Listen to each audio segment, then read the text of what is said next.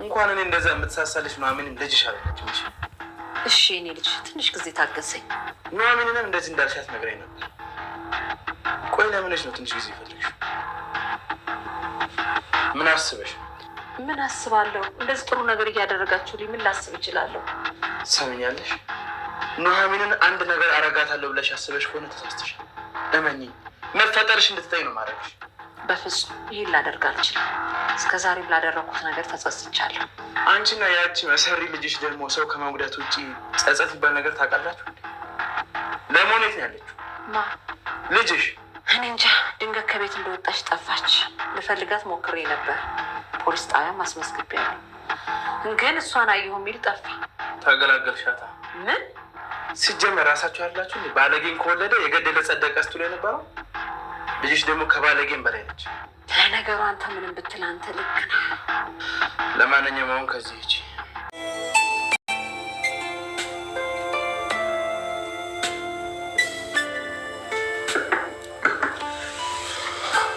እባክሽ እንደነስ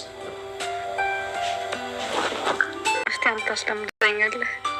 ቀላል ነው እኮ አሁን ብቻ ተከተኝ። እሺ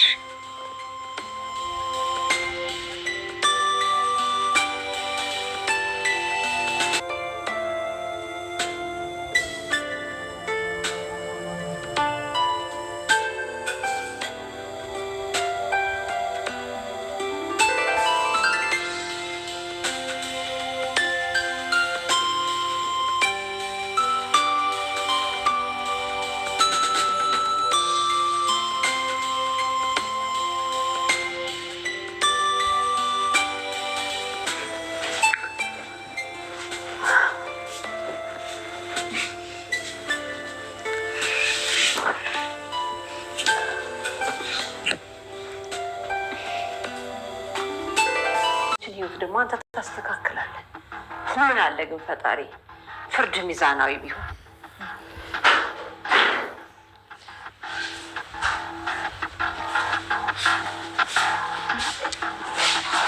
ምን ነው ስታይ እንደነገጥሽ? እንደ ክፉ አሰሪ እየቆጠርሽ ነው እንዴ? አረ ምን በወጣሽ። እንዳንቺ ማየው ዋ ሰው በዚህ ምድር ላይ ቢፈልግ አይገኝም። ታውቂያለሽ፣ ኤርሚም እዚህ እንድትሆኝ አልፈለገም ነበር። እኔም ቢሆን እዚህ እንድትቆይ ያደረኩት ፈጣሪን ፈርቼ ነው። ለረጅም ጊዜ እዚህ ቆያለሁ ብለሽ ባታስቢ ጥሩ ነው። እሱ ፈጣሪ ብድርሽን ይክፈልሽ። ሌላ ምን ይባላል? ሌላ ምንም። አሁንም ምን እየዶለትሽ እንደሆነ አላውቅም። በወጣው በገባ ቁጥር ግን ትካሻኝ ክብድ ይለኛል። ኧረ ተይ ኑሐሚን፣ እንዴት እንደዚህ ደግ እየሆንሽልኝ እያዩ አንቺ ላይ ክፉ አስባለሁ? እያልሽው ምን እንደነበር ባላውቅም ስገባ ብቻሽን እያወራሽ ነበር። እየደነገጥሽው ምን እያወራሽ እንደነበር የሰማ መስሎሽ ነው አይደል? ይህን ያህል ተጠራጣሪ ሆነሻል ማለት ነው? በጣም ተቀይረሻል። አንቺ እኮ መጠርጠር ሲያንስሽ ነው። ናሆሜን አስገቢ ብላ ስታበቃ በኋላ ቆይ ማማ ሰራልሽ እኔ ነኝ የማውቀው የኔ ልጅ እየተንከራተተች አንቺ እዚህ የመሰለ ቤት ትቀመጫለች ትላታለች። ናሆሜ አሁን ላይ ምንም እንደምታረግም መጀመሪያ ላይ ቅድሚያ መስጠት ያለባት የአባቷን ስለነበረ አባቷን ነው ማስታመም ያለባት። ኤርሚ እዚህ እንድትሆኚ አይፈቅድም። ኤርሚያስ ግን አሁን ላይ እኔ ነኝ ለምኝ እዚህ እንድትቆይ ያደረኩሽ ትላታለች። ኤርሚያስ ለምንድን ነው እዚህ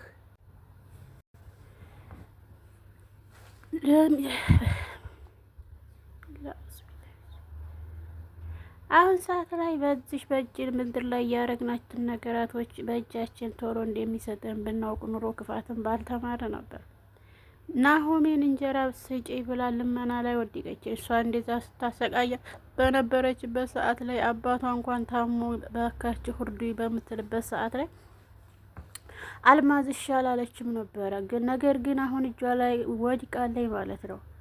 እጇ ላይ የወደቀችው በሴራም ቢሆን ነገር ግን አሁን ላይ ያለችበት ታይም በጣም አሳሳቢ ነው። ቤዛዬ የሹቢስት እሷን ለኤርሚ ውጭ ነኝ ያለሁት እያለች ቤዛ እንግዲህ ሀሸሼ ገዳይ ትላለች። ከሀብታሙ እንዲህ ብር እየተቀበለች ነው ኤርሚን አንድ ላቃ የምታኖረው። ኤርሚ ዛሬም ነገር ስትደውልለት መጣሁ ምናምን ትለዋለች። ከሀብት ላይ ወስዲያ ወደ ሀብት ኤርሚያስም የእጇን እየሰጣት ነው ያለው። ናሆሜስ ትጎዳ ይሆን? ኤርሚ ጎዳታል አይታወቅም። ዛሬ ላይ ባላሰበችው ነገር በመጠጥ ግፊት አብራው በመተኛቷ እየተጸጸተች ትገኛለች። ቤዛ አሁን ላይ ምን እንደምታረግም በማታውቀው ሁኔታ ላይ ነገር ግን አንጋባ አባት ይሄን ከፈለጉ አምረን እንጋባና እዛው እነሱ ባሏ ሴት እንሆናለን ትለዋለች። አንቺ ነሽ እንደኔ አባት የሚፈልጋት ሴት መሆን የምትችይው? የኔ አባት እኮ ጨዋ ነው የሚፈልገው፣ አንቺ ደግሞ ያንን የምታሟሊ መስፈርት የለሽም ይላታል። ነገር ግን እሷ ደግሞ አረገዋለሁ ትለዋለች። መጠጥና ሲጃራውንስ ማን ሊያቦልልሽ ነው አሁን እንደዚህ ሆነሽ እንጋባ የምትይኝ? ይላል ሳሚ።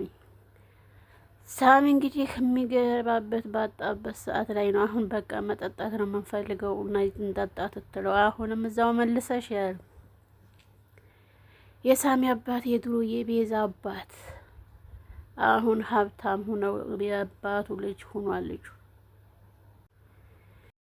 ሳሚ ቤዛን ቤቱ ይዞ ስለመጣ አሁን ላይ ግራ ተጋብቷል። ምን እንደሚያደርግ ግራ በተጋባ መልኩ አንስቶ መስኮት ውስጥ ወረወራት። የሳሚ አባት ማዳር የሚፈልገው ናሆሜ ነው። ናሆሜን ጨዋ ልጅ እንዴት አድርገህ ብታሳድጋት ነው እያለ የናሆሜን አባት እያናገረ ይገኛል። ነገር ግን የናሆሜ አባት አሁን ላይ መድኃኒታቸው እስከሚጨርሱ ድረስ እኔ ያሳክምሃለሁ ጓደኛዬ፣ የክፉ ቀኔ እያለ ቃል ገብቶለታል። ሳሚ ክላስህ ልግባ ሲለው እንዴት ነው የምገባው አባቴ? ቆይ እንጂ የራት ትግባ ምንድን ነው እያለ እንግዲህ እንትን ይላል። የሳሚም አባት ግዴታ መግባት አለብኝ ማየት አለብኝ፣ ምንድን ነው ውስጥ የሸሸከው ምንድን ነው አትናገርም እንዴ ብሎ ገፍትሮት ይገባል ማለት ነው። እሱ ግን ቤዛን እንዲያያይበት ነበር የፈለገው። ቤዛን አያይበትም፣ ወደፊትም አያያትም። ቤዛ ቀልቃሊት ከአባቷ ጋር ከች ብላለች። ቆይ አንቺ ማታ ምን ስታረጊ ነው ያደርሽው እንዴ? ስንት ባኮሩ እያጨሽ ያደርሽው? ምን ጉር ነው እንደዚህ እያረግሽ ያደርሽው? እንዴ እኔ አባቴ ጋር ልታለያይ ነው እንዴ ይላታል።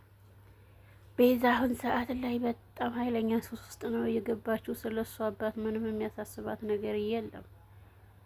እንዴ ምን አርግ ነው የሚሉ ሀርፈ ተቀመጥ ትላለች ቤዛ። አይ ቤዛ በዚህ ደግሞ በሱስ መጣች። ሳሚ አባቱን መስኮት ላይ ሆኖ ስልክ ሲያወራ ካሁን አየን አላየን እያለ በመስኮት ጮለቅ እያደረገ ያያል። ቤዛን እንዴት እንደሚያስወጣ ግራ ተጋብቶታል። ቤዛንስ አባቱ ሳያያት ትወጣለታለች ወይስ አትወጣም? አንዴ አባቱን አንዴ እሷን ነው ወደ ውጭ እያየ ያለው። ቆይ እስቲ አንዴ ጠብቀኝ እደውላለሁ ብሎ ስልኩን ያቆማል አባትየው። ሳሚ ምን ሆነህ ነው ወደ ውጭ የምታየው ሲለው መጋረጃውን ይገርዳል። ረዝም ብዬ ነው እያለ እሱም ወሬውን እንዲያቋርጥ አድርጎታል። ኤርሚ የናሆሜን አባት ሐኪም ቤት የግል ሐኪም ቤት ወስዶታል። ናሆሜ በዛን ሰዓት ላይ ስታጣው በጣም ነበር የደነገጠችው። የት ሄዶ ነው አባቴ ምን ሆኖ ነው ብላ ግራ ተጋብታ ወደ ኤርሚ ስትደውልለት እዚህ ነው እኔ ጋር ሐኪም ቤት ወስጀው ነው አሁን ላይ ያለው ጥሩ ሁኔታ ላይ ነው ያለው ይላታል። ቆይ እንዴት ሳትነግረኝስ ይዘኸው ትመጣለህ ትለዋለች። ሊሳሳሙ ባሉበት ሰዓት ላይ ይጠሯቸዋል። ቆይ እኛ ምንድነው ጉንጭ ለጉንጭ ገና እንዴ እንዳል ምን የሚያለያዩን ይላል። ኤርሚ መሳም ነበር ፍላጎቱ፣ ነገር ግን ተሳክቶለት አያውቅም። ናሆሚ አባቷን ስታየው በደስታ ዋጠች፣ በደስታ ማልቀስ ጀመረች። አባቴ ለምንድን ነው ያልነገራችሁ ሆይ ትለዋለች። አይ እሱ ነው እንዲያትነግራት ያለኝ ሰርፕራይዝ ሊያረግሽ ፈልጎ ነው ይላታል ማለት ነው። የኤርሚ ነገር በጣም ከበደ፣ ከአቅማችን በላይ ሆነ። ኤርሚያስ አሁን ላይ እያደረገልን ያለውን ከፍለን ውለታውን መቼ ነው የምንጨርሰው? ውለታ አበዛብን እያለች ናሆሜ ታስባለች። ናሆሜ እንግዲህ ቤቷ መታ ለምንድን ነው ይሄን ሁሉ እያደረክ ያለኸው? ያኛውን ሳልጨርስ እዚህኛው ላይ ውለታ በዛብኝ እያለች እንትን ትለዋለች። ውለታ የምከፍልበት ቀላል መንገድ ነው ይላታል እሱም። እኔ በዚህ ሁኔታ ላይ ያለሁ ምንም ማድረግ አልፈልግም፣ ውለታህ ምንድን ነው እያለች በጠይቀዋለች።